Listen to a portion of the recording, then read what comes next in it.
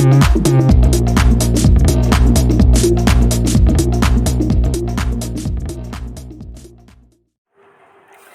Guys, welcome back to knowledge treasure hunters. I hope आप सभी लोग बहुत अच्छे होंगे और पढ़ाई भी शानदार चल रही होगी। अच्छा, आपको तो पता ही है कि हमारी अप्रैल की विजन आईएएस की मैगजीन आ चुकी है, जिसको ऑलमोस्ट हमने कंप्लीट कर लिया है। बस आज हमारा लास्ट पार्ट बचा था, जिसको आज हम कंप्लीट कर लेंगे। तो आज हमारा जो है साइंस एंड टेक का थोड़ा सा पोर्शन बचा था, उसको आज हम कंप्लीट करेंगे।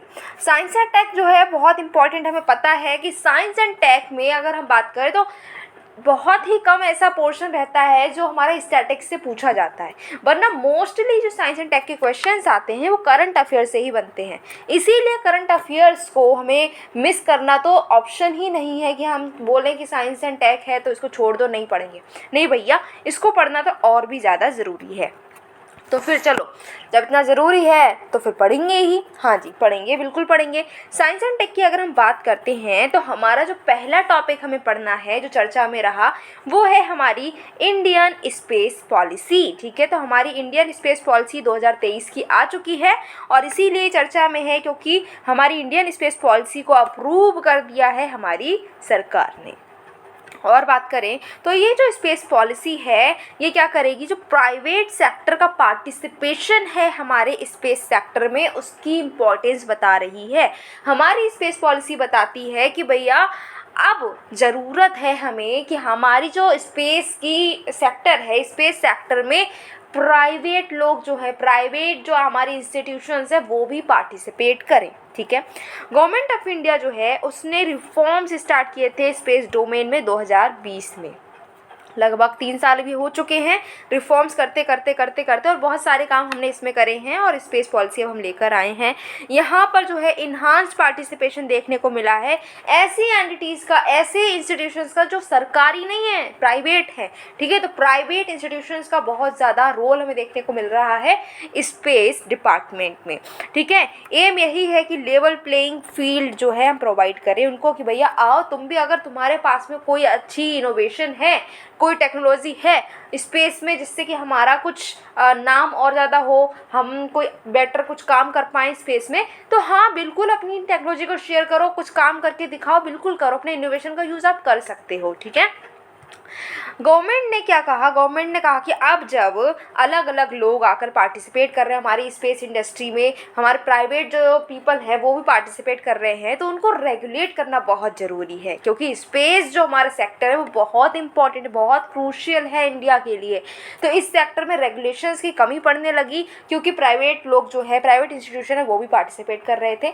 इसीलिए रेगुलेटरी सर्टेनिटी बनाए रखने के लिए अलग अलग रूल्स एंड रेगुलेशंस हमारी सरकार लेकर आ रही है। इंडियन स्पेस पॉलिसी 2023 की बात करें तो ये क्या कर रहेगी, एक ओवरआर्चिंग कंपोजिट और डायनेमिक फ्रेमवर्क लेकर आए हैं, जिससे कि ये जो हमारी रिफॉर्म विजन है इसको हम अच्छे से इम्प्लीमेंट कर सके। ओके, अब हम बात करते हैं कि ये जो स्पेस पॉलिसी हम लेकर आ रहे हैं इससे क्या होगा, क्या सिग्निफिकेंस है, क्या इंपॉर्टेंस है। तो कॉम्प्रिहेंसिव स्पेस पॉलिसी हमें मिल जाएगी। इंडिया का जो स्पेस प्रोग्राम है उसको ये आउटलाइन करते हुए नजर आएगी, किस डायरेक्शन में हमको काम करना है ये हमको बताएगी। और क्या करेगा, स्पेसिफिक रोल्स बताएगा, जो अलग अलग स्टेक होल्डर, जैसे हमारे इसरो है, इन स्पेस है, NSIL है, तो जो अलग अलग हमारे जो डिपार्टमेंट है स्पेस से रिलेटेड, उन सबको उनका क्या रोल होगा, उनके particular person, particular department, particular institution के क्या रोल होंगे, उन रोल को ये स्पेसिफाई करते हुए भी नज़र आएगी। ग्लोबली हम कोलैबोरेट कर पाएंगे, जिससे कि हम अपनी इनोवेशन एज वेल एज जो दूसरी कंट्रीज है उनकी भी इनोवेशन का यूज़ करेंगे और अपनी जो वर्ल्ड है इसको बेटर प्लेस फॉर लिविंग बना सकते हैं। ठीक है, प्राइवेट और पब्लिक जो हमारे इंस्टीट्यूशंस हैं उनकी पार्टनरशिप पर भी काम किया जाएगा। टेक्नोलॉजी अगर है तो उसको ट्रांसफ़र भी हम कर सकते हैं। पार्टिसिपेशन जो है ग्लोबल लेवल पर हम जो है स्पेस एरेना में कर पाएंगे।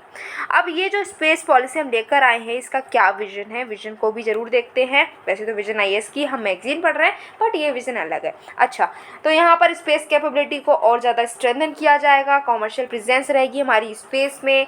ठीक है, स्पेस को हम टेक्नोलॉजी के ड्राइवर के तरीके से यूज़ कर पाएंगे, इंटरनेशनल रिलेशंस और स्ट्रॉन्ग हो जाएंगे। इकोसिस्टम जो है इफेक्टिव इम्प्लीमेंटेशन का, जो स्पेस एप्लीकेशंस के, वो भी मिलकर बना सकते हैं हम। पीसफुल एक्सप्लोर कर पाएंगे हम आउटर स्पेस को। पब्लिक अवेयरनेस जो है वो भी यहाँ पर बढ़ती हुई नज़र आएगी। ओके। अब बात करते हैं स्ट्रेटजी जो कि हमारी इस पॉलिसी में दिखाई गई है। तो सरकार क्या करेगी, सरकार के क्या रूल्स हैं। तो सरकार के रोल की बात करें तो ये जो रिसर्च और डेवलपमेंट है उसके उसके उसको और एडवांस करेगी, उसको एनकरेज करेगी कि और ज़्यादा रिसर्च एंड डेवलपमेंट स्पेस के एरिया में होनी चाहिए। Stable and predictable regulatory framework बनाया जाएगा, प्रमोट किया जाएगा स्टार्टअप्स को, और स्पेस को हम ओवरऑल टेक्नोलॉजी डिपार्टमेंट डेवलपमेंट के लिए यूज़ कर पाएंगे।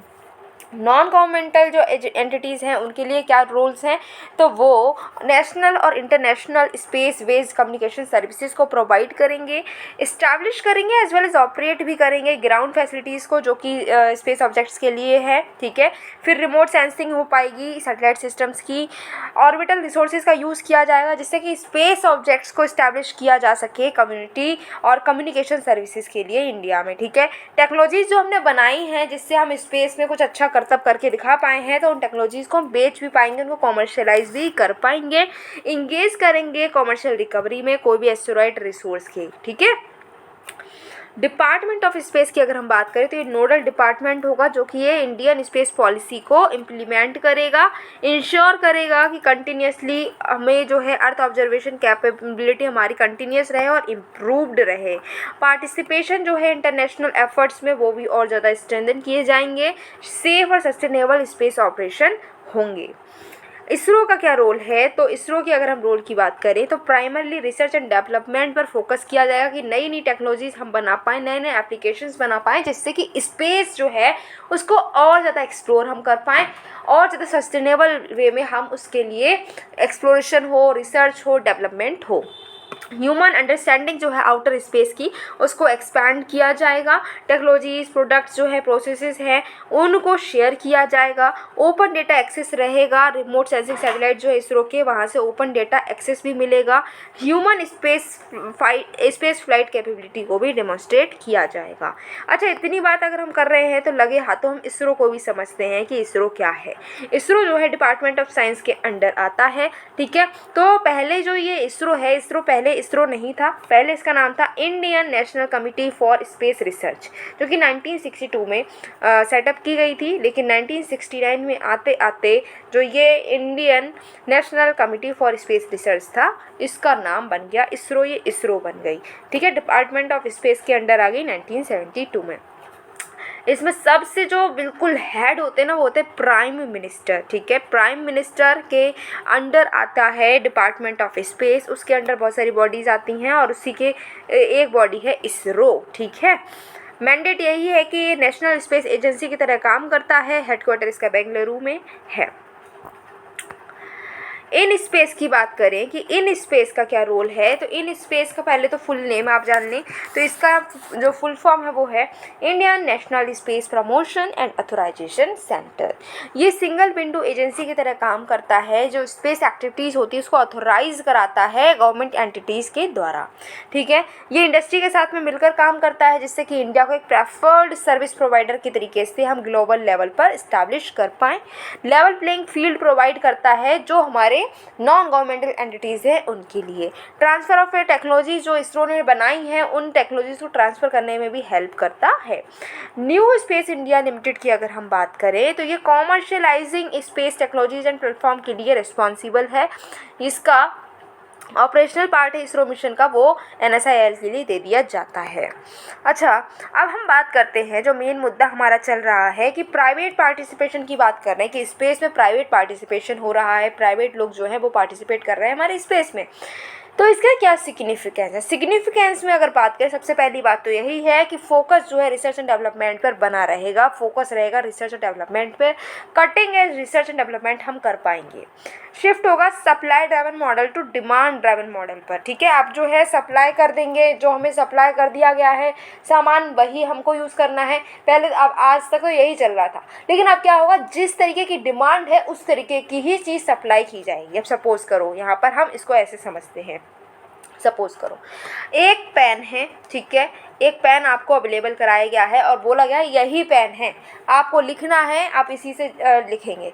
अब क्या है कि अब आपको सप्लाई करी गई इस पेन की, अब चाहे आपको जेल पेन की ज़रूरत हो, आपको डॉट पेन की ज़रूरत हो, बॉल पेन की ज़रूरत हो, ठीक है, या फिर आपको कोई पायरेट पेन की ज़रूरत है, आपको फाउंटेन पेन की ज़रूरत है, आपको स्केच पेन की ज़रूरत है, आपको कोई और पेन की ज़रूरत है, बट मिल कौन सा रहा है, एक ही सिंगल पेन, ठीक है। आपको कुछ ज़रूरत है, कोई मतलब नहीं है, कुछ मतलब नहीं, मतलब क्या है, ये पेन मिला है, आपको यही यूज़ करना है, ठीक है। तो ये होता है सप्लाई ड्राइवन। क्या है, सप्लाई ड्राइवन, कि जो सप्लाई हो रही है आपको उसके अकॉर्डिंग ही अपना काम करना है। दूसरा देखते हैं कि डिमांड ड्राइवन क्या होता है। डिमांड ड्राइवन में ये है कि आपने कहा कि भाई साहब हमको जेल पेन चाहिए है, इन्होंने कहा ठीक है, इन्होंने एक जेल पेन बनाकर आपको दे दिया, बस बात खत्म। आपने जो चीज़ डिमांड की उसके अकॉर्डिंग यहाँ पर मैन्युफैक्चरिंग हो रही है। आपने कहा नहीं नहीं मुझे फाउंटेन पेन चाहिए है, तो इन्होंने फाउंटेन पेन बनाकर दे दिया। मतलब ये क्या है कि आपने जो डिमांड की है उसके अकॉर्डिंग प्रोडक्शन हो रहा है। तो यही इसी चीज़ को शिफ्ट करने की कोशिश की जा रही है कि पहले जो सप्लाई कर दिया है उसी चीज़ को आप यूज़ कर रहे थे, लेकिन अब क्या कहा जा रहा है कि नहीं, अब जो डिमांड होगी ना, जिस तरीके की डिमांड होगी उस तरीके की मैन्युफैक्चरिंग होगी, उस तरीके की टेक्नोलॉजी हम बनाएंगे, तो ये शिफ्ट हो जाएगा। फिर अच्छा, स्पेस इंडस्ट्री और ज़्यादा रैपिडली राइज करेगी। इंक्रीज देखने को मिला है लगभग 48% का, ठीक है। पिछले नेक्स्ट 5 ईयर्स में देखने को मिला है कि हम $50 बिलियन US तक पहुंच जाएंगे आने वाले 5 सालों में, स्पेस की वजह से, स्पेस इंडस्ट्री की वजह से। ग्लोबल स्पेस इकोनॉमी में भी हमारा शेयर जो है वो और बढ़ता हुआ नज़र आएगा। अभी तो सिर्फ 2% ही हमारे स्पेस इकोनॉमी है, लेकिन हम बाद में क्या करेंगे, अगर हमारा ये प्राइवेट इंस्टीट्यूशन जो हैं वो भी पार्टिसिपेट करेंगे तो ये शेयर हमारा बढ़ता हुआ नज़र आएगा। लेकिन कुछ कंसर्न्स अभी भी हैं। कंसर्न्स क्या हैं कि रेगुलेशंस बहुत सारे हैं, अप्रूवल लेना होता है हमें डिपार्टमेंट ऑफ स्पेस से, इसरो से, अंतरिक्ष से और बहुत सारी बॉडीज से। अगर हमें कोई प्राइवेट पर्सन जो है वो अगर पार्टिसिपेट करना भी चाह रहा है तो उसको इतने अप्रूवल लेने पड़ते हैं कि वो कहता है अरे भाई रहने दो, इतना काम हम पे ना होगा, इतना तामझाम ना हो पाएगा भाई, ठीक है। तो इस वजह से जो है थोड़ा डिस्करेजमेंट मिलता है। स्पेस जो है सिक्योरिटी से लिंक्ड है, इसीलिए प्राइवेट सेक्टर जो है उसको कॉम्प्रोमाइज़ करना पड़ता है। मतलब क्या है कि हो सकता है कि प्राइवेट इंस्टीट्यूशंस जो है पार्टिसिपेट कर रहे हैं, तो हो सकता है कि वो कोई हमारी जो बहुत ही क्रूशियल इन्फॉर्मेशन उसको लीक कर दें, तो ये चीज़ हमेशा डर रहता है इस बात का। तो ये स्पेस जो हमारा सिक्योरिटी से रिलेटेड है, तो लोग जो हैं ज़्यादा इतना रिलाई नहीं कर रहे हैं कि स्पेस में हमें प्राइवेट सेक्टर को इन्वॉल्व करना चाहिए या फिर नहीं। स्पेस डेब्रिस बहुत बढ़ जाएगा, स्पेस इकोनॉमी जो बढ़ेगी तो डेब्रिस भी बढ़ जाएगा। स्पेस में अलग अलग जो हैं, हम कभी कोई चीज़ भेज दे रहे हैं, कभी कोई चीज़ भेज दे रहे हैं, तो वो चीज़ जो है जो हम भेज रहे हैं वो कूड़ा कचरा भी तो करेंगी ना, जब वो ख़राब हो जाएंगी, वेस्ट करेंगी, तो वो स्पेस डेब्रिस भी बढ़ता हुआ नज़र आएगा। इंडिपेंडेंट वो रेगुलेटर नहीं है, इसरो रेगुलेटर भी है, ऑपरेटर भी है, तो इस वजह से जो है थोड़ा दिक्कत देखने को मिलती है। अब जो है अगर प्राइवेट लोग अगर पार्टिसिपेट करेंगे तो और क्या होगा कि न्यू एरियाज़ जो है उसमें भी हम स्पेस एक्टिविटीज़ को डाइवर्सिफाई कर पाएंगे, इनोवेशन नया नया आएगा, इंडिजिनाइजेशन हो पाएगा, हम टेक्नोलॉजीज अपनी इंडिया में ही बना पाएंगे, मेक इन इंडिया को भी प्रमोशन मिलेगा। प्राइवेट सेक्टर का पार्टिसिपेशन अभी तक देखें अगर तो लगभग 100 स्टार्टअप्स ऐसे हैं जो कि इसरो से रजिस्टर्ड हो चुके हैं और अभी स्पेस के डिपार्टमेंट में काम कर रहे हैं, स्पेस सेक्टर में काम कर रहे हैं। इंडिया में लगभग 350 से भी ज़्यादा टेक कंपनीज थी 2021 में, अभी तो और भी बढ़ गई होंगी। 2022 में विक्रम एस इंडिया का पहला प्राइवेटली बिल्ड रॉकेट को लॉन्च किया गया था अंडर द मिशन प्रारंभ। पीएसएलवी प्रोडक्शन की अगर हम बात करें तो एनएसआईएल और हिंदुस्तान एरोनॉटिक्स लिमिटेड ने एक्सचेंज किए हैं एमओयू कि वो पीएसएलवीज को प्रोड्यूस करेंगे। और मेजर्स क्या क्या हैं जो प्राइवेट पार्टिसिपेशन इन स्पेस के लिए किए गए हैं, तो एनएसआईएल और इन स्पेस के अलावा भी इंडियन स्पेस एसोसिएशन है जो कि 2021 में लॉन्च किया गया था। ये एक अपेक्स बॉडी है जो कि नॉन प्रॉफिट इंडस्ट्री बॉडी है, जहां पर जो है successful exploration, collaboration, development of private and public space industry के लिए ये काम कर रहा है। अंतरिक्ष कॉरपोरेशन लिमिटेड जो है ये मार्केटिंग आर्म है इसरो की, ये चीज़ आपको याद रखनी है, ठीक है। नेक्स्ट है space entrepreneurship and enterprise development, ये भी एक बॉडी है।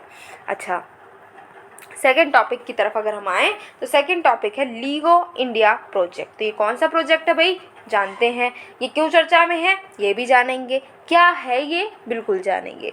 अच्छा, लीगो इंडिया प्रोजेक्ट जो है ये चर्चा में इसलिए है क्योंकि यूनियन कैबिनेट ने अप्रूव कर दिया ये प्रोजेक्ट, ठीक है।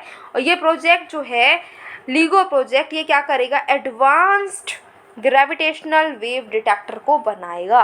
तो एडवांस्ड ग्रेविटेशनल वेव डिटेक्टर को बनाने के लिए जो प्रोजेक्ट है लीगो प्रोजेक्ट, इसको अप्रूवल मिला है हमारे यूनियन कैबिनेट से। कंपोनेंट्स जो हैं ये इंडिया में ही बनाए जाएंगे, तो इससे क्या होगा, हमारी जो टेक्नोलॉजिकल एक्सपर्टीज़ है हमारे यहाँ के साइंटिस्ट की, इंजीनियर्स की, वो इम्प्रूव हो जाएगी।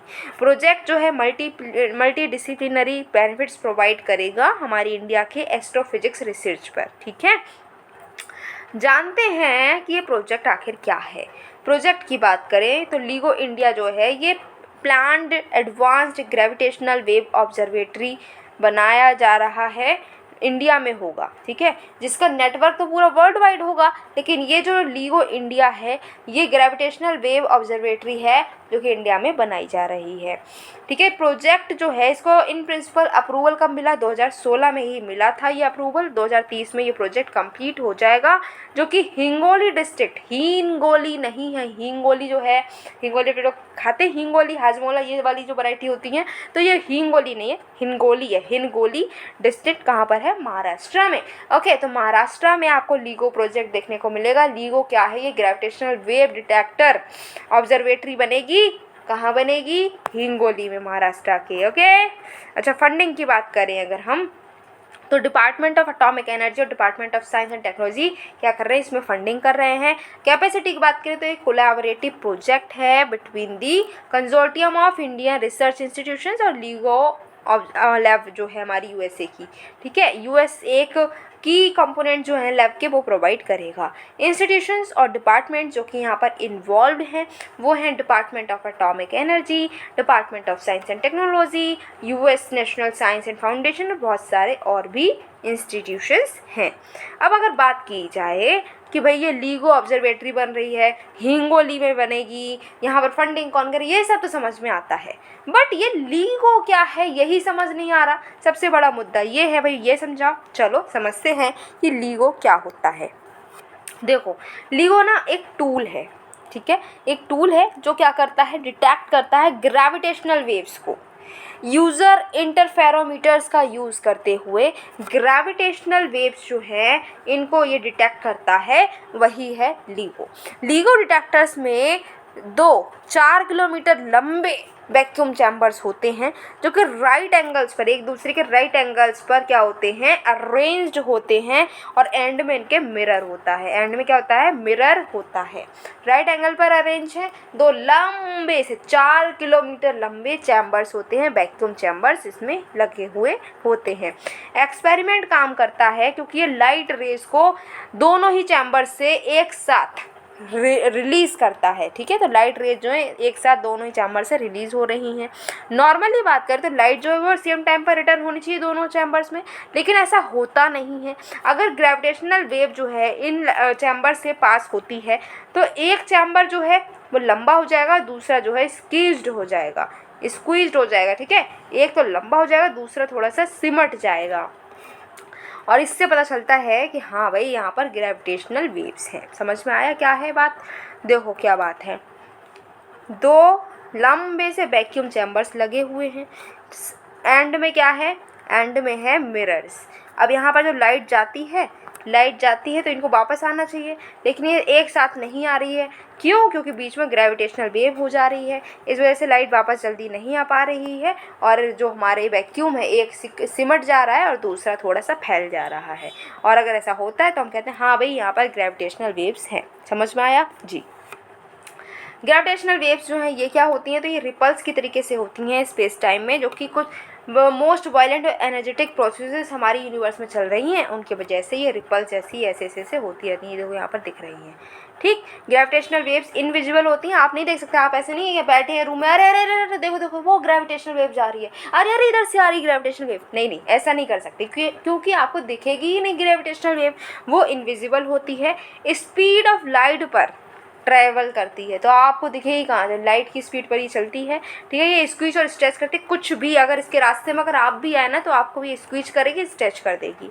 एल्बर्ट आइंस्टीन जो है उन्होंने प्रेडिक्ट किया था कि ग्रेविटेशनल वेव्स होती हैं 1916 में ही, 1916 यानी कि बहुत ही अर्ली टाइम में ही उन्होंने कह दिया था कि भाई ग्रेविटेशनल वेव नाम की भी कोई चीज़ होती है। One of the main conclusion जो जनरल थ्योरी के हैं, जो कि एल्बर्ट आइंस्टीन की थ्योरी है, उसमें जो एक जो बड़ा सा कंक्लूजन जो निकल के आया वो यही आया है कि ऑब्जेक्ट ऑफ मास जो है, मास का कोई ऑब्जेक्ट है वो खुद को स्पेस टाइम में रैप कर पाएगा। ठीक है, अब स्पेस टाइम का नाम आया तो स्पेस टाइम क्या होता है इसको भी जानते हैं। हमारे हर दिन की ज़िंदगी जो चल रही है, जो रोज़मर्रा की ज़िंदगी है, उससे हम सोचते हैं कि 3D स्पेस के बारे में सोचते हैं। ठीक है, और टाइम जो है वो कम्प्लीटली अलग चीज़ें, हम कहते हैं 3D स्पेस जो हम देख रहे हैं, आसपास चीज़ देख रहे हैं, वो अलग है और टाइम अलग है। लेकिन आइंस्टीन की जो थ्योरी है उसमें कहा गया है कि 3D जो है और टाइम दोनों एक ही चीज़ के पार्ट हैं। ठीक है, तो स्पेस जो है ये 4D है, हम 3D देखते हैं लेकिन ये स्पेस 4D होता है, और टाइम और 3D दोनों प्लस होकर ही 4D बनता है। तो टाइम, ठीक है, प्लस 3D क्या बन जाता है, 4D, और एक्चुअल में 4D ही होता है, हम बस ये चीज़ें अलग अलग देखते हैं, ऐसा आइंस्टीन ने बोला। ना केवल स्पेस और टाइम सेम थिंग है, बल्कि वो एक दूसरे से रैप्ड भी हैं। ठीक है, ओके, अब है जितना ग्रेटर मास होगा ऑब्जेक्ट का उतना ही ज़्यादा एक्सट्रीम रैपिंग होगी स्पेस में, क्योंकि जो स्टार रैप्स है स्पेस टाइम में वो ज़्यादा है प्लैनेट से। ठीक है, और ब्लैक होल जो है वो स्टार से ज़्यादा रैप करता है। फिर अब मोस्ट पावरफुल ग्रेविटेशनल वेव्स जो है वो क्रिएट होती हैं जब ऑब्जेक्ट्स बहुत ही हाई स्पीड में मूव करते हैं, ये चीज़ आपको याद रखनी है। ठीक, फर्स्ट एवर डिटेक्शन कब हुआ था ये ग्रेविटेशनल वेव्स का, तो ये 2015 में किया गया है, ये यूएस बेस्ड LIGO डिटेक्टर्स ने करा है। सिग्नल वेव का नाम रखा गया था GW150914। ठीक है, ग्रेविटेशनल वेव्स जो थी ये प्रोड्यूस हुई थी क्योंकि दो ब्लैक होल्स एक दूसरे में मर्ज हो गए थे, मिल गए थे। नेक्स्ट बात करेंगे अब हम डार्क मैटर मैप की। डार्क मैटर मैप क्यों है चर्चा में, क्योंकि एस्ट्रोनॉमर्स ने क्या किया है, बहुत ही ज़्यादा डिटेल्ड मैप बनाया है डार्क मैटर का, जिसमें लंपीनेस को भी शो किया जा रहा है। ठीक है, और ये भी दिखाया जा रहा है कि यूनिवर्स जो है वो ग्रो हो रहा है, तो यूनिवर्स की लंपीनेस भी शो की जा रही है और यूनिवर्स ग्रो हो रहा है ये भी शो किया जा रहा है। इतना डिटेल्ड मैप हमारे एस्ट्रोनॉमर्स ने बना दिया है, तो इसी मैप के बारे में चर्चा अब हम करेंगे। अच्छा, और अगर हम बात करें तो ये जो मैप है ये कैसे बनाया है उन्होंने, क्या बैठकर पेन और कॉपी लेकर बैठे थे और बना दिया? नहीं जी, इतना सिंपल भी नहीं होता। तो इसको क्रिएट किया गया है माइक्रोवेव डिटेक्टर्स का यूज़ करते हुए, और ये माइक्रोवेव डिटेक्टर कहाँ से यूज़ किए गए हैं? अटाकामा कॉस्मोलॉजी टेलीस्कोप के माइक्रोवेव डिटेक्टर्स का यूज़ करते हुए ये मैप बनाया गया है। जो एस्ट्रोनॉमर्स हैं वो ये डेटा को ऑब्जर्व कर रहे थे ACT से। ACT is what? It is Atacama cosmology telescope. ठीक है, तो इसको इस टेलीस्कोप से ऑब्जर्व किया जा रहा था, जो भी डेटा कलेक्ट हुआ है, जिससे कि वो ये फाइंड कर पाएँ कि जो आइंस्टीन की प्रेडिक्शंस हैं, उनकी जो थ्योरी है कि हमारा यूनिवर्स एक्सपेंड हो रहा है, क्या ये सच बात है कि हाँ यूनिवर्स एक्सपेंड हो रहा है या फिर नहीं, इस पर ही ये चर्चा कर रहे थे, इस पर ही ये रिसर्च कर रहे थे।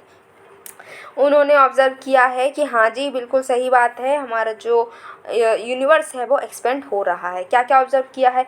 इन्होंने कहा कि इनविजिबल वर्ल्ड है, इन्होंने कहा कि फीचर जो है इनविजिबल वर्ल्ड के, यानी कि डार्क मैटर और डार्क एनर्जी के, वो ऑब्ज़र्व किए हैं।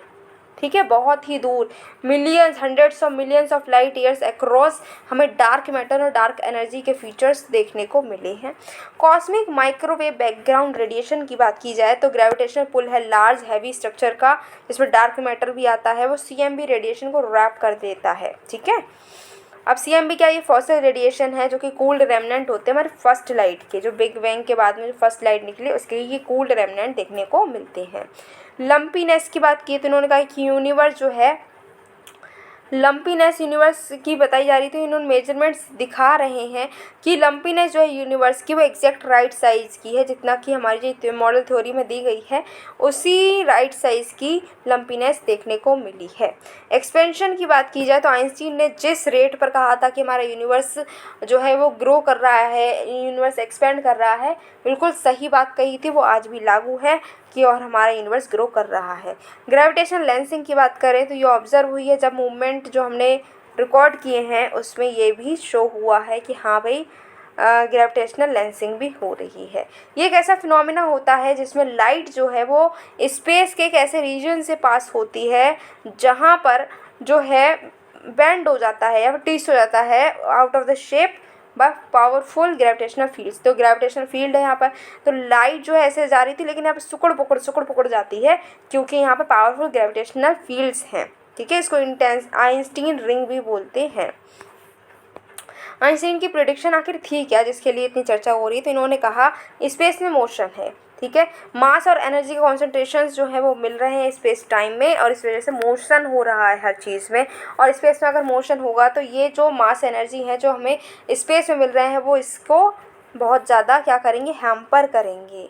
ठीक है, यूनिवर्स एक्सपेंड हो रहा है, इन्होंने बोला, इन्होंने कहा कि यूनिवर्स बहुत ही ज़्यादा लंपी भी है, और जो कि ये प्रूव भी हो गया है। अब ये जो नया मैप है ये आइंस्टीन की प्रिडिक्शन को कैसे कंफर्म करता है? तो कॉस्मोलॉजी में क्राइसिस, प्रीवियस मैप जो है वो बताते थे कि लंपीनेस जो है यूनिवर्स की, लेकिन आइंस्टीन की थ्योरी की इतने डेंस नहीं है। लेकिन अब जो हमारी अभी ये जो रिसर्च हुई है इसने बताया है कि हाँ, लंपीनेस भी है और उतनी ही है जितना कि बताया गया है आइंस्टीन के द्वारा। ठीक है, अब हम बात करते हैं बिग बैंग मॉडल की। तो ये इकलौता एक ऐसा मॉडल है जो कि एक्सप्लेन कर पाया है कॉस्मिक माइक्रोवेव बैकग्राउंड को। इस मॉडल के अकॉर्डिंग यूनिवर्स जो है पहले बहुत ही डेंस हॉट फेज से गुजरा है, फिर ये धीरे धीरे ठंडा होता गया और एक्सपेंड होता गया। बहुत ही करोड़ों साल लगे इसको, टेम्परेचर इतना हाई था, तो ये जो है धीरा ठंडा ठंडा फैलता हुआ जो जा रहा है हमारा जो यूनिवर्स, इसके लिए काफ़ी टाइम लगा था। मैटर जो है इसमें न्यूट्रॉन्स होते हैं, चार्ज पार्टिकल्स होते हैं, प्रोटॉन और इलेक्ट्रॉन, हम लोगों ने बहुत ही बचपन में पढ़ लिया था। इलेक्ट्रॉन्स जो है इंटरेक्ट करते हैं क्लोजली लाइट पार्टिकल्स से, और इसलिए लाइट और मैटर जो है वो टाइटली कपल्ड हैं उस समय में। तो लाइट जो है स्ट्रेट लाइन में बहुत ही लंबे समय तक नहीं चल सकती है, ऐसा भी इसमें बताया गया है। लाइट जो है प्रोपगेट नहीं कर पाएगी अगर यूनिवर्स ओपेक होता तो। ठीक है, लाइट को 3 लाख साल लगते, यूनिवर्स को 3 लाख साल लगे ठंडा होने में और टेम्परेचर इस लेवल का होने में जितने में इंसान रह पाए। ठीक है, इंसान नहीं रह पाए बल्कि बोलना चाहिए एटम्स बन पाए, यानी 3000 डिग्री सेल्सियस तक का टेम्परेचर होने में 3 लाख साल लगे थे यूनिवर्स को। मैटर न्यूट्रल जब बन जाएगा और उसके बाद लाइट जो है ट्रैवल कर पाएगी फ्रीली और यूनिवर्स जो है वो बन पाएगा। अच्छा, आइंस्टीन की हम जो थ्योरी है रिलेटिविटी, इसको भी अगर हम जाने तो 1915 में उन्होंने ये थ्योरी दी थी। उन्होंने कहा था, उन्होंने जो आइजैक न्यूटन का कंसेप्ट है कि उन्होंने कहा कि स्पेस और टाइम फिक्स है, इस बात को उन्होंने नकार दिया। ठीक है, आइजैक न्यूटन का कंसेप्ट था कि स्पेस और टाइम फिक्स है, इसको नकारते हुए आइंस्टीन ने बोला कि नहीं जी, स्पेस फ्लूइड है, मैलिएबल है और टाइम फिक्स नहीं है। ठीक है, ग्रेविटी कोई फोर्स नहीं है बल्कि एक डिस्टॉर्शन है टाइम एंड स्पेस का। टेरी रिपल्स कॉज होते हैं जब ब्लैक होल्स कोलाइड होते हैं। ये बातें आइंस्टीन ने बोली थी। यूनिवर्स की कंपोजिशन की अगर हम बात करें तो नॉर्मल मैटर की तरीके से नहीं बल्कि डार्क मैटर क्या करता है, ये किसी भी इलेक्ट्रोमैग्नेटिक फोर्स से इंटरेक्ट ही नहीं करता। इसका मतलब कोई भी लाइट को ना ही एब्जॉर्ब करेगा, ना ही रिफ्लेक्ट करेगा, ना ही एमिट करेगा। इसलिए हमें पता ही नहीं चलता कि डार्क मैटर यहाँ पर है या नहीं है। रिसर्चर जो हैं वो इसको कैसे इन्फर कर पाए हैं, सिर्फ ग्रेविटेशनल इफेक्ट देखकर ही ये इन्फर कर पाए हैं कि हाँ भाई यहाँ पर डार्क मैटर है। ये जो है क्या करता है कि 6 में से एक ही चीज़ जो है वो मैटर जो है वो विजिबल हो पाता है। लगभग 27% जो हमारे यूनिवर्स है वो ही विजिबल है, बाकी सब डार्क मैटर ही है और डार्क एनर्जी ही है। 68% जो हमारी यूनिवर्स है, ठीक है, ये किस चीज़ से बना हुआ है, डार्क मैटर से बना हुआ है, और जो कि वैक्यूम से एसोसिएट करता है। इवनली ये डिस्ट्रीब्यूटेड है हमारे यूनिवर्स में। ठीक है, ना केवल स्पेस में बल्कि टाइम में भी। 5% यूनिवर्स जो है वो हमारा जो नॉर्मल जो हमारा मैटर, विजुअल मैटर, उससे बना हुआ है, जिसमें अर्थ, सन और दूसरी स्टार्स, गैलेक्सीज आते हैं। प्रोटॉन, न्यूट्रॉन, इलेक्ट्रॉन्स भी एक साथ मिलते हैं और उससे एटम बनता है, उससे चीज़ें बनी हुई दिखने को मिलती हैं। नेक्स्ट टॉपिक है हमारा नेशनल क्वांटम मिशन। ठीक है, तो ये न्यूज़ में क्यों है, क्योंकि रिसेंटली हुआ ये है कि नेशनल क्वांटम मिशन को अप्रूवल मिला है हमारे कैबिनेट के द्वारा। 6000 करोड़ रुपए का इसमें खर्चा होगा। अच्छा, क्वांटम टेक्नोलॉजी के बारे में जाने तो क्वांटम टेक्नोलॉजी जो है ये क्या करती है, क्वांटम फिजिक्स के लॉज को हार्नेस करती है, जो कि ये बताते हैं कि एटॉमिक लेवल पर मैटर और एनर्जी का क्या बिहेवियर होगा। क्लासिकल फिजिक्स से बहुत ही अलग ये होती है। क्लासिकल फिजिक्स में तो ऑब्जेक्ट जो है एक प्लेस पे जो कैसे एग्जिस्ट करता है उसी की बात की जाती है, लेकिन इसमें क्या है, ये चले जाते हैं क्वांटम लेवल पर, तो क्वांटम फिजिक्स यहाँ पर लगती है। तो ये कहाँ कहाँ अप्लाई हो सकता है, तो क्वांटम कंप्यूटिंग में इसको किया जा सकता है, क्वांटम सिमुलेशन में इसका यूज़ हो सकता है, क्वांटम कम्युनिकेशन में इसका यूज़ हो सकता है, क्वांटम सेंसिंग एंड मेट्रोलॉजी में भी हम इसका यूज़ कर पाएंगे। लेकिन अब बात करते हैं ये जो मिशन जिसमें 6,000 करोड़ रुपए का खर्चा हो रहा है, तो ये मिशन क्या है, ये सीड करेगा, नर्चर करेगा, स्केल अप करेगा, जो साइंटिफिक और इंडस्ट्रियल रिसर्च एंड डेवलपमेंट है क्वांटम टेक्नोलॉजी को लेकर, उसको और ज़्यादा बूस्टअप करेगा। इम्प्लीमेंटिंग एजेंसी इसमें हमारा डिपार्टमेंट ऑफ साइंस ही है। मिशन ड्यूरेशन है 2023 से 2031 तक, ठीक है। टारगेट्स क्या हैं, तो इंटरमीडिएट स्केल क्वांटम कंप्यूटर्स को डेवलप किया जाएगा जिसकी 50 से 1,000 फिजिकल क्यूबिट्स होंगी 8 सालों में। Satellite based secure quantum communications की जाएगी, ग्राउंड स्टेशन से लेकर दूसरी कंट्रीज़ इंडिया के बीच में जो कम्युनिकेशन है वो अब क्वांटम कम्युनिकेशन होगी, ठीक है। एप्लीकेशन एरिया क्या है, तो मैग्नेटोमीटर जो है हाई सेंसिटिविटी के वहाँ पर यूज़ हो सकता है, एटॉमिक क्लॉक्स में यूज़ हो सकता है, से क्वांटम मटेरियल्स जो हैं उसको डिज़ाइन कर सकते हैं, सिंगल फोटोन सोर्सेज है, डिटेक्टर्स हैं, इंटेंगल्ड फोटोन सोर्सेज हैं, इन सब में हम क्वांटम को यूज़ कर पाएंगे। थीम्स क्या है, तो इसमें है 4 थीमेटिक हब्स बनेंगे, एक क्वांटम कंप्यूटिंग, दूसरा quantum communication, third one is sensing and metrology and fourth is materials end devices. अच्छा, ये मिशन जो है जिसमें हम 6,000 करोड़ रुपए खर्च कर रहे हैं, इसकी सिग्निफिकेंस क्या है, सिग्निफिकेंस की अगर हम बात करें, टेक्नोलॉजिकल एडवांसमेंट होगा सबका, अलग अलग डिसिप्लिन्स में इसके हेल्प मिल जाएगी, रिसर्च एंड डेवलपमेंट होगा, और इंडिया जो है ग्लोबल लीडर भी बन पाएगा, क्योंकि अभी हम बहुत काम कर रहे हैं। अभी सिर्फ 6 ही ऐसी कंट्रीज हैं जिसके पास में क्वांटम टेक्नोलॉजी अच्छी है, जिसमें है US, Finland, Austria, China, Canada, France, ठीक है। और अभी ये भी डेवलप ही कर रहे हैं, ज़्यादा कुछ लीडर नहीं बन पाए हैं, तो अगर हम इसमें काम कर ले तो हम लीडर बन सकते हैं। नेशनल सिक्योरिटी में भी काफ़ी अच्छा रोल निभाएगा ये क्वांटम। अच्छा जी, अब हम बात कर लेते हैं कि क्वांटम की डिस्ट्रीब्यूशन क्या होता है। तो ये क्या है, सिक्योर कम्युनिकेशन टेक्नोलॉजी है जिसमें 2 पार्टीज़ रैंडम सीक्रेट कीज़ को शेयर करती हैं, जो कि सिर्फ उन्हें ही पता होता है। किसी भी मैसेज को इनक्रिप्ट और डिक्रिप्ट करने के लिए ये जो की है वो इसका यूज़ करके अपने जो मैसेज है उसको समझ पाते हैं। की प्रिंसिपल्स की बात करें तो सुपरपोजिशन होता है, इंटेंगलमेंट होता है। सुपरपोजिशन एक ऐसी एबिलिटी है क्वांटम पार्टिकल की, वो मल्टीपल स्टेट्स में सेम टाइम में क्या कर सकता है, वो मेज़र हो सकता है। जब तक ये मेज़र ना हो तब तक एक पार्टिकल जो है वो एक मल्टीपल स्टेट्स में रह सकता है सेम टाइम में, ये होता है सुपरपोजिशन। एंटांगलमेंट का मतलब है कि ये जो है एक ऐसी सिचुएशन है जिसमें 2 या 2 से ज़्यादा क्वांटम पार्टिकल्स एक दूसरे से इस तरीके से लिंक होते हैं जिससे कि उनको हम इंडिपेंडेंटली डिस्क्राइब ही नहीं कर पाते हैं, ठीक है। बाइनरी बिट की तरह क्यूबिट भी होती है, तो क्यूबिट क्या, जैसे बाइनरी बिट होती है 0 एंड 1, ऐसे ही क्यूबिट होती है जो कि क्वांटम में यूज़ की जाती है। मिशन की चैलेंजेस की अगर हम बात करें तो सस्टेन्ड फाइनेंस चाहिए, पैसा चाहिए, बिना पैसे के काम होगा नहीं। फिर डेवलप करेंगे, रिसर्च एंड इकोसिस्टम चाहिए, इनको अंडर डेवलप्ड रिसर्च इकोसिस्टम है उसको डेवलप करना है। जो एजुकेशन और स्किल लेवल में गैप देखने को मिलता है वो भी पूरा करना चाहिए। लिमिटेड इंडस्ट्री एकेडमिक लिंकेजेस हैं और पुअर रिसर्च कोलैबोरेशन है। अच्छा, बहुत पढ़ाई कर ली है, बहुत गर्मी लग रही है, ऐसा करो जूस पी लो। नहीं, घोल के जूस मत पियो, मतलब जूस मिशन वो पढ़ लो भाई, जूस नहीं पीना है, अभी पढ़ाई चल रही है। तो जूस मिशन की अगर हम बात करें तो इसको बोल सकते हैं Jupiter IC moons explorer mission, ठीक है। तो जूस पीने वाला नहीं है, इतना तो समझ में आ ही गया होगा। अच्छा, न्यूज़ में क्यों है, क्योंकि यूरोपियन स्पेस एजेंसी ने जूस को लॉन्च कर दिया है यूरोप के स्पेस पोर्ट फ्रेंच गुयाना से, ठीक है। 8 साल लंबा ये बॉयज़ है, जुपिटर तक जाएगा और मून्स तक भी जाएगा एरियान 5 से। समझ में आ रहा है क्या बोल रहे हैं, कि यूरोपियन स्पेस एजेंसी अब जुपिटर तक जाने की कोशिश कर रही है, सिंपल, ठीक। अच्छा, और अगर हम बात करें तो स्पेस क्राफ्ट जो है वीनस के ऊपर से जाएगा, फ्लाई बाय होगा, अर्थ के आसपास से उड़ता हुआ जाएगा, अर्थ मून सिस्टम जो है उससे भी पार होते हुए जाएगा और 2031 में जुपिटर तक पहुंचेगा। ये पहला क्लास लार्ज मिशन है कॉस्मिक विजन जो है यूरोपियन स्पेस एजेंसी का, उसका, ठीक है। पहली बार ऐसा हो रहा है कि यूरोपियन स्पेस एजेंसी ने एक स्पेसक्राफ्ट जो है एस्ट्रॉयड बेल्ट के बाहर भेजी। अब ये एस्ट्रॉयड बेल्ट आपको पता है ना, बताओ कौन से 2 प्लैनेट्स के बीच में एस्ट्रॉयड बेल्ट होती है, एक तरफ तो जुपिटर होता है, इधर कौन होता है बताओ जरा फटाफट से कमेंट बॉक्स में। जूस मिशन की अगर हम बात करें तो ऑब्जेक्टिव क्या होता है कि डिटेल्ड ऑब्जर्वेशन ये करेंगे जुपिटर के बारे में। जुपिटर की लार्ज ओशन बेयरिंग मून्स है जो गैनीमीड है, कैलिस्टो है, यूरोपा है, इसके बारे में और जुपिटर के बारे में डिटेल्ड ऑब्जर्वेशन लाने का काम है जूस का। ठीक है, ये जो है 3 साल लगभग लेगा इसको स्टडी करने के लिए। स्पेस क्राफ्ट में 85 स्क्वायर मीटर का सोलर पैनल्स लगे हुए हैं जो कि बास्केटबॉल कोर्ट बराबर हैं।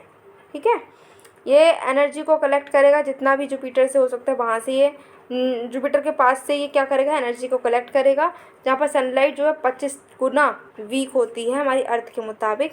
पेलोड में गाला है, माजिस है, यूवीएस है। जुपिटर के अगर हम कुछ क्विक फैक्ट्स को जानें तो ये 5th प्लैनेट है सन से, अगर हम गिनती करते हैं तो ये सन हो गया, फिर 1 2 3 4, फिर यहाँ पर आता है जुपिटर। ठीक है, और यहाँ पर ही होती है एस्ट्रॉयड बेल्ट। लार्जेस्ट प्लैनेट है सोलर सिस्टम में। ठीक है, जितने भी हमारे अदर प्लैनेट्स हैं उन सबको जोड़ दिया जाए और उसका दुगना कर दिया जाए तो अकेला एक जुपिटर बनेगा। समझ में आ रहा है कितना बड़ा होगा। जोवियन प्लैनेट है। जोवियन प्लैनेट कैसे होते हैं, जो कि जिसमें कोई टेरेस्ट नहीं है, जिसमें कोई आपका लैंड नहीं है, गैस का बना हुआ है ये। ठीक है, इसमें सॉलिड सरफेस नहीं होता है, ये हाइड्रोजन और हीलियम से बना हुआ है, थोड़ी थोड़ी मीथेन और अमोनिया भी यहाँ पर मिलती है। हाईएस्ट नंबर ऑफ मून्स भी इसी के पास में है। इसके पास में 95 मून्स, हमारी अर्थ पर एक है और इसके पास में 95 मून्स हैं। और उसके बाद में बात आती है सैटर्न की, तो सबसे ज़्यादा मून्स जुपिटर के पास हैं और उसके बाद में सैटर्न पर हैं। ठीक है, फेंट रिंग सिस्टम भी इसमें है। ग्रेट रेड स्पॉट ये रहा। ठीक है, ये जाइंट स्टॉर्म है जो कि अर्थ से भी बड़ा है और कई सालों तक, कई 100 साल से यहाँ पर ये स्टॉर्म चला जा रहा है जुपिटर में। रोटेशन और रिवॉल्यूशन अगर अर्थ के सन के अराउंड देखें तो रोटेशन जो है हर 10 घंटे में कर देता है। ये 10 घंटे में इसका एक दिन हो जाता है। हमारे 24 घंटे लगते हैं, ये 10 घंटे में कर देता है। और लेकिन हमारे यहाँ पर देखो दिन तो इनका कितना है, जुपिटर पे एक दिन में कितने घंटे हैं, 10 घंटे। लेकिन एक साल में कितने साल हैं, हमारे यहाँ की 12 साल। ठीक है, इनकी 1 साल, हमारे यहाँ की 12 साल। अब ये 3 जो इनके मून है उसके बारे में पढ़ते हैं। सबसे पहला है गैनीमीड। ये लार्जेस्ट मून है पूरे सोलर सिस्टम में, ओनली मून है जिसमें अपनी मैग्नेटिक फील्ड है। आइसी और रॉकी सी बॉटम है इस पर, इसीलिए हो सकता है कि यहाँ पर पानी भी होगा। सेकंड है कॉलिस्ट्रो, तो ये सेकंड लार्जेस्ट है मून जुपिटर का, थर्ड लार्जेस्ट मून है पूरे सोलर सिस्टम में। क्रेटर्ड सरफेस है इसकी, आइस एंड रॉक की, और हो सकता है कि सब सरफेस ओशन भी यहाँ पर हो। यूरोपा जो है इसमें लेयर है आइस और वाटर की, टॉप पर एक रॉकी और मेटल इंटीरियर है इसका। ठीक है, इसमें क्या है, एटमॉस्फेयर है ऑक्सीजन का थोड़ा सा। स्मूथ हेस्ट सरफेस भी यहाँ पर देखने को मिलेगा। कुछ स्पेस मिशंस हैं जो जुपिटर के लिए हैं, उनके नाम जान लेते हैं। एक तो है पायनियर 10, तो ये यहाँ पर पायनियर जो 10 है ये पनीर नहीं है। ठीक है, पनीर नहीं खाना है अभी, ये पायनियर की बात हो रही है। नासा ने 1972 में भेजा था। वॉयेजर 1 और 2 ये भी नासा का ही मिशन रहा, 1977 में गया था। गैलीलियो जो है ये पहला ऐसा मिशन था जो जुपिटर के ऑर्बिट में एंटर कर पाया, नासा का ही था 1989 में। फिर यूलाइसिस, ये नासा और हमारी जो यूरोपियन स्पेस एजेंसी है इन दोनों ने मिलकर इसको लॉन्च किया था 1990 में। जूनो नासा का है 2011 में। 2024 में जाने वाला नासा का है यूरोपा क्लिपर। इस जूस मिशन के बेनिफिट्स क्या हैं, तो सोलर सिस्टम में लाइफ पॉसिबल है या नहीं इसके एविडेंसेस को ये देख पाएगा। ठीक है, नई साइंटिफिक नॉलेज मिलेंगी जुपिटर के बारे में। इससे जुपिटर जो है उसके बारे में और दूसरे प्लैनेट्स हैं उनके मून से उनके बारे में हमें और ज़्यादा पता चलेगा। ठीक है, फिर दूसरी स्पेस एजेंसी और ज़्यादा इंस्पायर्ड होंगी और वो क्या करेंगी कि रिन्यूएबल सोर्स जो ऑफ एनर्जी, रिन्यूएबल एनर्जी का यूज़ करते हुए बड़े बड़े जो मिशन है उसको लॉन्च करने की कोशिश करेंगी।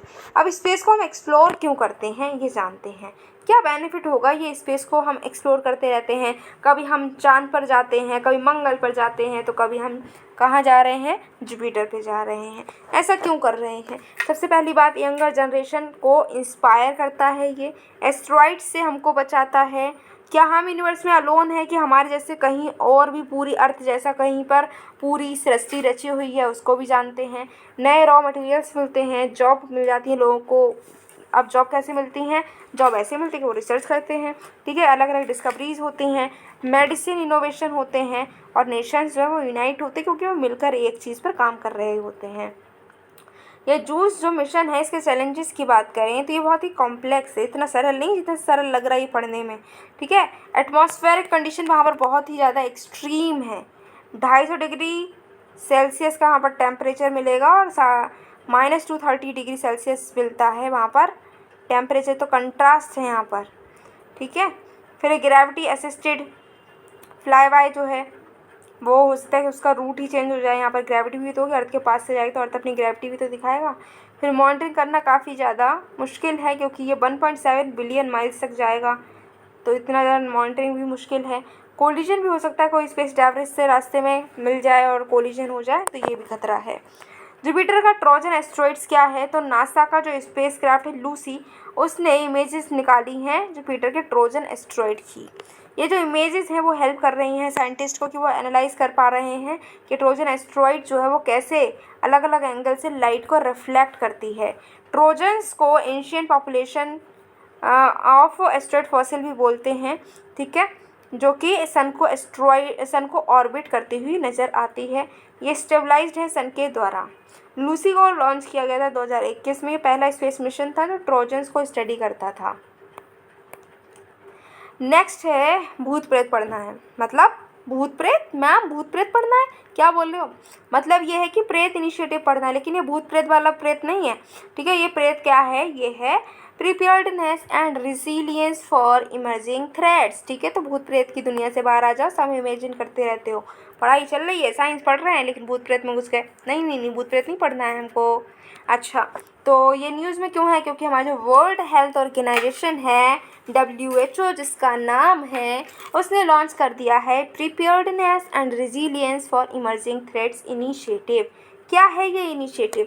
तो ये इनोवेटिव अप्रोच है जिसमें हम डिजीज़ पैंडेमिक के प्रिपेयर्डनेस को और इम्प्रूव करेंगे। भाई कोविड आया, उसने ऐसा हमको डराया कि अब हम कह रहे हैं कि कोई ऐसा अगर फिर से कोविड जैसा है ना, तो हम उससे डर ना जाएं बल्कि उसको मार गिराएं। तो इसलिए हम खुद से अभी से तैयारी करना शुरू कर दी है हमने। ये same system capability knowledge tools को ये रिकॉग्नाइज करता है, जिसका यूज़ करके ये जो है पैथोजेंस की लड़ाई के विरुद्ध हम तैयार हो पाएंगे। इसमें लेटेस्ट टूल्स और अप्रोचेस का यूज़ किया गया है, जिससे कि जैसे जो कोविड-19 हमने शेयर की थी, तो वैसे ही हमने टूल्स जो अप्रोचेस है उसको लेटेस्ट बनाया है और बहुत अच्छे से टेक्नोलॉजीज़ का यूज़ किया जा रहा है। इसमें जो प्रिंसिपल है इक्विटी, इंक्लूसिविटी, कोहेरेंस का, इसका बहुत ही ज़्यादा महत्व हम दे रहे हैं।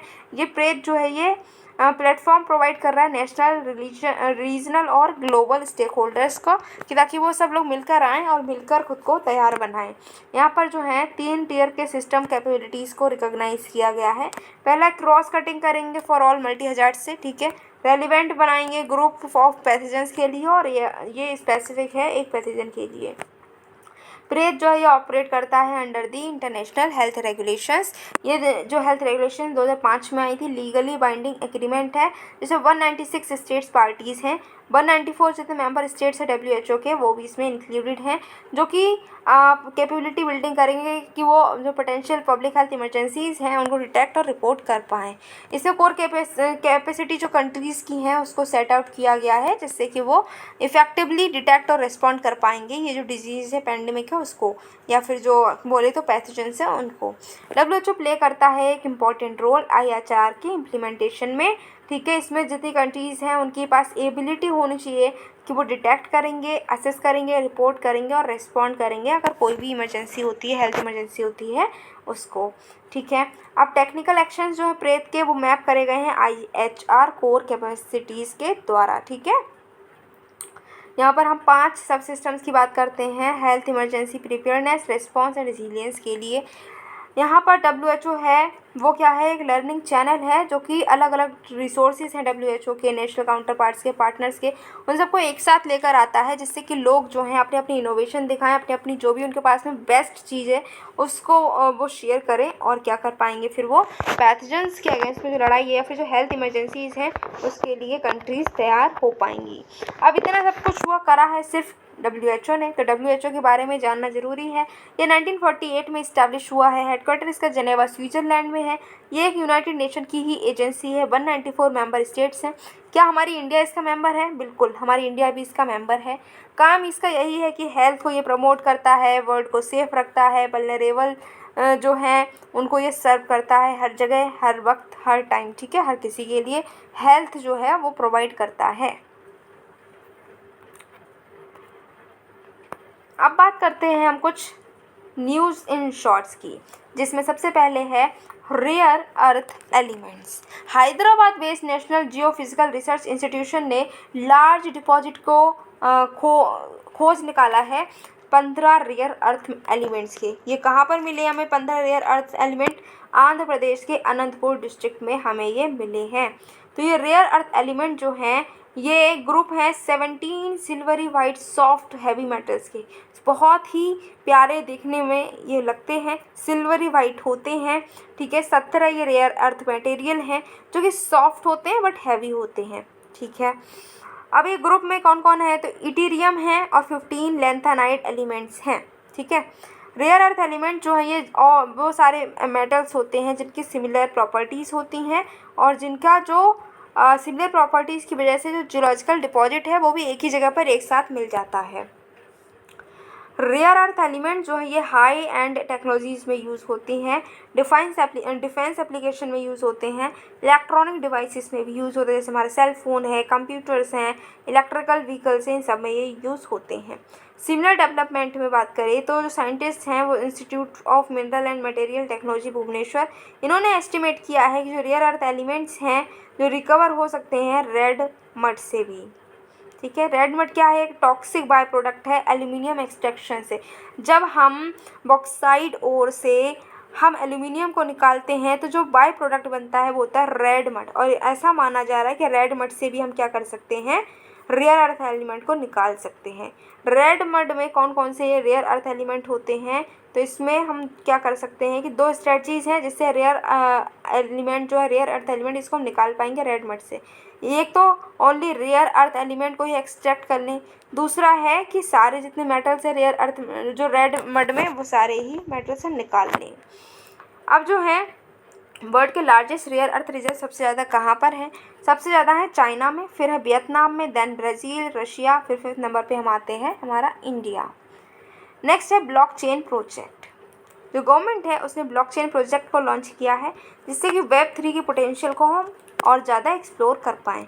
प्रोजेक्ट का टाइटल है design and development of a unified blockchain framework for offering national blockchain service and creation of blockchain ecosystem.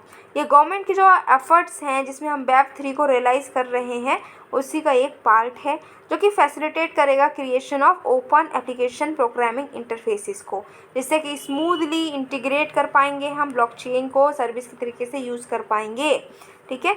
ये जो हमारा ब्लॉकचेन एज ए सर्विस की बात करें तो ये third partly cloud based infrastructure है और जो कि कंपनीज़ में यूज़ होता है। इसमें गवर्नमेंट डिपार्टमेंट जो है ब्लॉकचेन का यूज़ करते हुए बिल्ड कर पाएंगी, होस्ट कर पाएंगी और यूज़ कर पाएंगी अपनी खुद की ब्लॉकचेन ऐप्स को। प्रोजेक्ट्स जो हैं वो लॉन्च किए गए हैं जिसमें हमारा ऑब्जेक्टिव है कि नेशनल स्ट्रेटजी ऑन ब्लॉकचेन 2021, इसके ऑब्जेक्टिव्स को ध्यान में रखते हुए प्रोजेक्ट्स को लॉन्च किया जा रहा है, ठीक है। ब्लॉकचेन एक डिस्ट्रीब्यूटेड और डिसेंट्रलाइज्ड लेजर टेक्नोलॉजी है जिसमें हम क्या कर सकते हैं? रिकॉर्ड कर पाएंगे और ट्रैक कर पाएंगे ट्रांजेक्शन्स को यूज़र्स के बीच में। हर एक ट्रांजेक्शन है वो ब्लॉकचेन की, वो रिकॉर्ड होगी ब्लॉक की तरीके से, ठीक है। अगर हम इसकी बात करें ब्लॉकचेन एज अ सर्विस की बात करें तो इसके बेनिफिट्स की बात करते हैं तो यहाँ पर वाइडर एडॉप्शन होगा ब्लॉकचेन टेक्नोलॉजी का, कॉस्ट ऑफ इंफ्रास्ट्रक्चर कम हो जाएगा और सिक्योरिटी और भी ज़्यादा स्ट्रॉन्ग हो जाएगी। नेक्स्ट है support for upgradation, preventive repair and maintenance of equipment, जिसको हम सुप्रीम बोलते हैं। तो सुप्रीम को लॉन्च किया है department of science and technology ने। ये first of its kind programme है जो कि फाइनेंशियल सपोर्ट प्रोवाइड करता है रिपेयर, अपग्रेडेशन, मेंटेनेंस, रेट्रोफिटिंग के लिए, ठीक है। फंडिंग है 75:25, मतलब 75 फंडिंग कहाँ से आएगी? सेंटर से, 25 आएगी हमारी जो हमारे स्टेट है वहाँ से।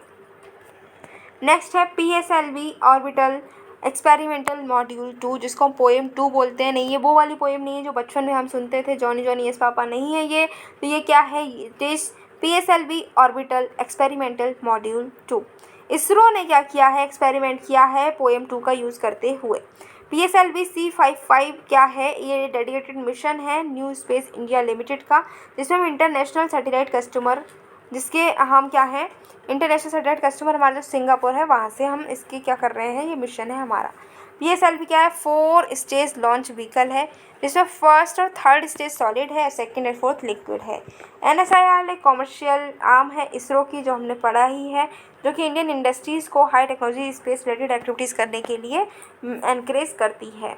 मेन पेलोड्स कौन कौन सी है, तो टेलियोस है जो कि अर्थ ऑब्जर्वेशन सैटेलाइट है, दूसरा है ल्यूमलाइट 4 जो कि सिंगापुर का मैरीटाइम नेविगेशन को और स्ट्रॉन्ग करेगा। मिशन जो है पहली बार ऐसा हुआ है कि जो कि solar panels power PSLV 4th stage को यूज़ करेगा। PSLV में PSLV orbital experimental module 2 platform है, जो कि इन ऑर्बिट एक्सपेरिमेंट्स कर सकते हैं फाइनल स्टेज में जाकर। पोएम जो है ये dedicated navigation guidance and control system है, जो कि प्लेटफॉर्म के ब्रेन की तरह काम करता है, उसका दिमाग बनकर रहता है। नेक्स्ट है tropospheric emissions monitoring of pollution tempo instrument. NASA ने क्या किया है, एक डिवाइस को लॉन्च किया है जिसका नाम है टेम्पो, जिसमें हम स्पेस में एयर पोल्यूशन कितना हो गया है उसको हम मॉनिटर कर पाएंगे। स्पेस से हम एयर पोल्यूशन को मॉनिटर कर पाएंगे। यहाँ पर साइंटिस्ट जो है वो एयर पॉल्यूटेंट्स को मॉनिटर करेंगे, उनके एमिशन सोर्सेज को मॉनिटर करेंगे, एयर क्वालिटी को मॉनिटर करेंगे नॉर्थ अमेरिका के अक्रॉस आर्ली बेसिस पे कि 1 घंटे में कितना जो हमारा पोल्यूशन है वो हो पाया है, फिर अगले आने वाले 1 घंटे में कितना पोल्यूशन हुआ है। इस तरीके से वो आर्ली बेसिस पे डे टाइम में पोल्यूशन को ट्रैक करेंगे नॉर्थ अमेरिका के आसपास। ये जियो स्टेशनरी ऑर्बिट में सिचुएटेड है। इसमें पॉल्यूटेंट्स कौन कौन से ट्रैक किए जाएंगे, तो नाइट्रोजन डाइऑक्साइड को इसमें ट्रैक किया जाएगा, फिर जो फॉर्मल्डिहाइड होता है, ओजोन होता है, उसको ये ट्रैक करेंगे। एटमॉस्फेरिक पोल्यूशन को ये मेज़र करेंगे और 10 स्क्वायर किलोमीटर तक की एरिया में ये मेज़र करेंगे। नेक्स्ट है इलेक्ट्रोमैग्नेटिक आयन साइक्लोट्रॉन वेव्स। तो रिसेंटली इंडियन साइंटिस्ट ने आइडेंटिफाई किया है इलेक्ट्रोमैग्नेटिक आयन साइक्लोट्रॉन वेव्स को इंडियन अंटार्कटिक स्टेशन जो मैत्री है उसके ऊपर, ठीक है। इसकी कैरेक्टरिस्टिक्स को भी इन्होंने पढ़ा है। स्टडी जो है वो हेल्प कर रही है हमें ये समझने में कि एनर्जेटिक पार्टिकल्स का इम्पैक्ट क्या होगा रेडिएशन बेल्ट्स में, जो कि लो ऑर्बिटिंग सैटेलाइट्स हैं उन पर उस रेडिएशन का क्या इम्पैक्ट होगा। ये वेव्स की अगर हम बात करें तो ये डिस्क्रीट इलेक्ट्रोमैग्नेटिक एमिशंस हैं जो कि अर्थ के इनर मैग्नेटोस्फीयर में देखने को मिलती हैं। Plasma 4th stage of matter है, सॉलिड लिक्विड गैस के बाद चौथी जो स्टेज है मैटर की वो है प्लाज्मा। ये सुपर हीटेड मैटर होता है, ठीक है, जिसमें क्या होता है, गैस होती है जिसकी सफिशिएंट एनर्जी होती है, इलेक्ट्रॉन्स जो है वो रिप्ड ऑफ हो जाते हैं, हट जाते हैं, अलग हो जाते हैं। ये जो वेव्स हैं ये जनरेटेड होती हैं इक्वेटोरियल लैटिट्यूड्स में और फिर ये मैग्नेटिक फील्ड लाइंस के साथ साथ ये मूव करती हैं। इनको रिकॉर्ड कर सकते हैं हम स्पेस में भी और ग्राउंड बेस्ड मैग्नेटोमीटर्स में भी। ये जो वेव्स हैं ये इंपॉर्टेंट रोल प्ले करती हैं रेसिप्रेशन ऑफ किलर इलेक्ट्रॉन्स जो है उसकी बरसात कर सकती हैं, जो कि हजार्डस हैं हमारी स्पेस बॉर्न टेक्नोलॉजी के लिए। मैग्नेटोस्फीयर एक ऐसा रीजन है प्लैनेट के अराउंड जिसमें प्लैनेट की मैग्नेटिक फील्ड बहुत ही ज़्यादा डोमिनेट करती है। नेक्स्ट है डीप लर्निंग जियोमैग्नेटिक पर्ट्यूबेशन मॉडल। तो नासा के रिसर्चर्स हैं उन्होंने डेवलप किया है एक नया कंप्यूटर मॉडल जिसको हम डैगर बोल रहे हैं, जो कि फोरकास्ट करेगा जियोमैग्नेटिक डिस्टर्बेंसेस को और एक वार्निंग प्रोवाइड करेगा सोलर स्टॉर्म्स की। मॉडल जो है ये इंटीग्रेट करेगा आर्टिफिशियल इंटेलिजेंसी को सैटेलाइट डेटा के साथ में, जिससे कि जो आने वाली सोलर विंड्स हैं उसको ये पहले से ही प्रिडिक्ट कर पाएगा। ये जो है लीड टाइम प्रोवाइड करेगा 30 मिनट्स का, 30 मिनट पहले ये बता पाएगा कि सोलर स्टॉर्म कहाँ से आने वाला है और इससे हम खुद को बचा पाएंगे। सोलर विंड क्या है, एक स्ट्रीम है मटेरियल्स की जो कि सन से क्या करती है, फ्लो होती है और इससे क्या होता है कि इलेक्ट्रिकल और इंफ्रास्ट्रक्चर जो है वो हमारा डैमेज हो सकता है। नेक्स्ट है मैग्नेटो रेजिस्टेंस। तो अभी हुआ ये है कि एंड्रे जीव जो कि नोबेल लॉरेट हैं उन्होंने ग्राफीन को डिस्कवर किया है कि जो ग्राफीन है वो रूम टेम्परेचर पर जाइंट मैग्नेटो रेजिस्टेंस शो करता है। ये चीज़ इन्होंने अभी डिस्कवर की है। तो ये जो जाइंट मैग्नेटो रेजिस्टेंस है ये क्या है, तो इलेक्ट्रिकल रेजिस्टेंस जो होती है कंडक्टर की, उसका ही ये रिजल्ट है जो कि मैग्नेटिक फील्ड से अफेक्टेड होती है। जब मटेरियल्स जो हैं मैग्नेटाइज हो जाते हैं सेम डायरेक्शन में, तो रेजिस्टेंस जो है वो कंडक्टर की लो हो जाती है, और अपोजिट डायरेक्शन में होते हैं तो रेजिस्टेंस बढ़ जाती है। इसके एप्लीकेशन की बात करें तो हार्ड डिस्क में, मैग्नेटो रेजिस्टिव रैम में इसका यूज़ हो सकता है। नई स्टडी ने ये पता लगाया कि ग्राफीन बेस्ड डिवाइसेस जो होती हैं उनको ठंडा करना ज़रूरी नहीं है। अगर उनको हमें मैग्नेटिक फील्ड तक को सेंस कराना है तो उनको ठंडा करना ज़रूरी नहीं है। ग्राफीन की बात करें तो ये 2D single atom thick layer है कार्बन एटम्स की, जो कि हेक्सागोनल हनीकॉम लैटिस स्ट्रक्चर में बनी हुई होती हैं। ये जो है ग्राफाइट से एक्सट्रैक्ट की जाती हैं। यूनिक प्रॉपर्टीज़ ये दिखाती हैं, जैसे कि हाई सरफेस एरिया है, गुड बायो कंपैटिबिलिटी है, स्ट्रॉन्ग मैकेनिकल स्ट्रेंथ है, एक्सीलेंट थर्मल कंडक्टिविटी है, फास्ट इनका इलेक्ट्रॉन ट्रांसपोर्टेशन है। ठीक है, एप्लीकेशन की बात करें तो इसमें एनर्जी चाहिए, सेंसर चाहिए, बायो सेंसर चाहिए, बायोमेडिकल और इन्वायरमेंटल ट्रीटमेंट में इसका यूज़ हो सकता है। 2007 की बात करें तो एल्बर्ट फर्ट और पीटर ग्रूनबर्ग ने नोबेल प्राइज़ को जीता था, क्योंकि उन्होंने जीएमआर की डिस्कवरी की थी 1988 में। 2010 में एंड्रे जीम और कॉन्स्टेंटिन नोवोसिलोव को प्राइज़ मिला था नोबेल प्राइज़ में फॉर फिजिक्स का, क्योंकि उन्होंने ग्राफीन पर काम किया था। अब बात करते हैं कि नया एक यूरेनियम का आइसोटोप मिला है। पहले जो पता थे हमें यूरेनियम के आइसोटोप, जिसका एटॉमिक नंबर 92 और मास नंबर 241 था, वो अभी हमने डिस्कवर किया है। अभी तक हमें जो आइसोटोप पता है यूरेनियम के वो 235, 238 पता है, 214 भी पता है, लेकिन अब 241 का हमें जो एटॉमिक नंबर 92 के साथ में यूरोपियन यूरेनियम मिला है। ठीक है, तो यूरेनियम आइसोटोप मिला है एक हमें, जिसके एटॉमिक नंबर 92 है और मास नंबर 241 है। यूरेनियम एक natural occurring radio active element है। 99.27% यूरेनियम जो है वो यूरेनियम 238 के फॉर्म में मिलता है। बाकी बचा हुआ 235 और 234 के फॉर्म में मिलता है। थियोरेटिकल कैलकुलेशंस ये बताती हैं कि इसमें हाफ लाइफ हो सकती है 40 मिनट की। ठीक है, हाफ लाइफ कितनी होगी, 40 मिनट की होगी। नया आइसोटोप जो मिला है वो एक प्रोसेस थी मल्टी न्यूक्लियर ट्रांसफ़र, उसी के दौरान ये नया आइसोटोप हमको मिला है। इससे हम न्यूक्लियर फिजिक्स को और अच्छे से समझ पाएंगे, न्यूक्लियर पावर प्लांट्स जो हैं उसकी डिजाइनिंग में भी चेंजेस ला पाएंगे, और जो स्टार्स उसकी एक्सप्लोडिंग को भी समझ पाएंगे। नेक्स्ट है state of the world's children 2023 report. ये जो रिपोर्ट है ये यूनिसेफ ने रिलीज़ की है। ठीक है, ये बात करती हैं कि जो ग्लोबल स्ट्रेटजीज हम बिल्ड कर रहे हैं, इम्यूनाइजेशन एजेंडा 2030 है, गावी स्ट्रेटजी है, ये इक्विटी को प्रमोट करता हुआ नज़र आ रहा है। ठीक है, जिसमें बताया जा रहा है कि चाइल्डहुड को वैक्सीन पहले पहुंचानी चाहिए। ठीक है, हर चाइल्ड को वैक्सीनेट करना है हर जगह। कैसे, वैक्सीनेशन ऑफ चिल्ड्रन जो भी मिस हो गए हैं, जो बच्चे कोविड की वजह से जिनको वैक्सीनेशन नहीं मिल पाई, उनको हमें क्या करना है, वैक्सीनेशन करवाना है। 98% जो पॉपुलेशन है इंडिया में वो परसीव कर पा रहा है वैक्सीन को, कि वैक्सीन जो है बच्चों के लिए बहुत ज़रूरी है। 0 डोज वाले जो बच्चे हैं जिनको अभी तक बिल्कुल भी वैक्सीन नहीं मिली है, या फिर अंडर वैक्सीनेटेड चिल्ड्रन हैं, उसकी अगर हम बात करें तो इंडिया टॉप 20 कंट्रीज़ में आ रही है जिनमें 0 डोज बच्चे बहुत सारे हैं। मतलब ऐसे बच्चे जिनको अभी तक एक भी डोज नहीं मिली है वैक्सीन की। तो डिमांड जो है वैक्सीनेशन की वो और ज़्यादा स्ट्रेंथन होगी। जेंडर बैरियर्स को टैकल करना है, अकाउंटेबिलिटी जो हेल्थ सिस्टम है उसको रीथिंक करना है। ज़्यादा से ज़्यादा हमें रुपए खर्च करने पड़ेंगे इम्यूनाइजेशन में, हेल्थ पे, प्राइमरी हेल्थ केयर में इन्वेस्ट हमें करना ही पड़ेगा। ऐसा बताया है, किसने बताया है, हमारे यूनिसेफ ने। नेक्स्ट है द बिग कैचअप। तो WHO, UNICEF, Gavi, vaccine alliance, Bill and Melinda Gates foundation immunisation agenda 2030 के साथ में क्या कर रहे हैं, ये इम्प्लीमेंट कर रहे हैं द बिग कैचअप। इसमें क्या है कि ग्लोबल एफर्ट को टारगेट किया जा रहा है कि जो वैक्सीनेशन है अमंग चिल्ड्रन इसको और ज़्यादा हमें बूस्ट करना है। ठीक है, तो चाइल्डहुड वैक्सीनेशन ड्राइवन, जो हमारे कोविड-19 की वजह से वैक्सीनेशन छूट गया है बच्चों का, उसको अब हमें बूस्ट करना है, उन बच्चों को वैक्सीनेशन प्रोवाइड करना है। 20 ऐसी कंट्री जिसमें सबसे ज़्यादा ऐसे बच्चे हैं जिनकी वैक्सीन नहीं लगी है, उसमें हमारी इंडिया भी आती है, जस्ट अभी हमने पढ़ा ही है। नेक्स्ट है शिंग्रेस वैक्सीन।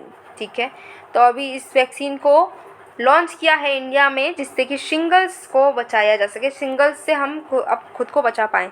शिंगल्स को प्रिवेंट करने के लिए ये शिंग्रेस वैक्सीन आई है। सिंगल्स जो है एक ऐसी बीमारी है जो कि रीएक्टिवेशन ऑफ वारिसेला जोस्टर वायरस की वजह से हो जाती है। ये वही वायरस है जिसकी वजह से चिकन पॉक्स होता है। ठीक है, जो पर्सन डायबिटीज़ से, हार्ट डिजीज़ से, किडनी डिजीज़ से सफ़र कर रहे होते हैं तो वो हाई रिस्क पे रहते हैं कि उनमें क्या हो सकता है, शिंगल्स हो सकते हैं।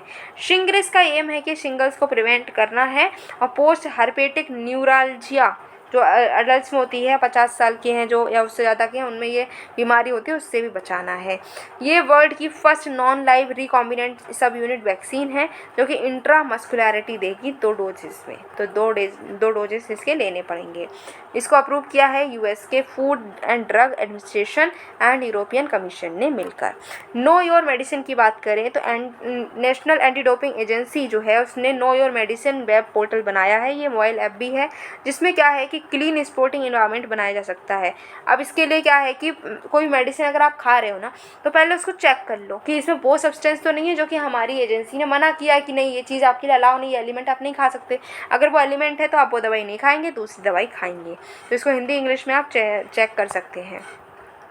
स्पोर्ट्स पर्सन के लिए ये वैसे बनाई गई है क्योंकि हम जानते हैं ना कि स्पोर्ट्स पर्सन में होता है कि उन्होंने ये ड्रग ले ली है जो कि अभी मना की गई है, इसलिए उनको अब जो है इस मैच से आउट कर दिया। इस तरीके की जो न्यूज़ हम सुनते हैं तो ऐसा ना हो, उनको जो दवाई खानी, तो अगर पता चले कि उन्होंने वो जानबूझ के नहीं किया लेकिन उन्होंने जो दवाई खाई उसमें वो एलिमेंट था जिस वजह से चेक हुआ तो वो एलिमेंट आ गया उनकी बॉडी में, तो इसलिए क्या है कि वो दवाई खाए ना उससे पहले चेक कर लें कि इस दवाई में वो एलिमेंट तो नहीं है जिसकी मनाही है।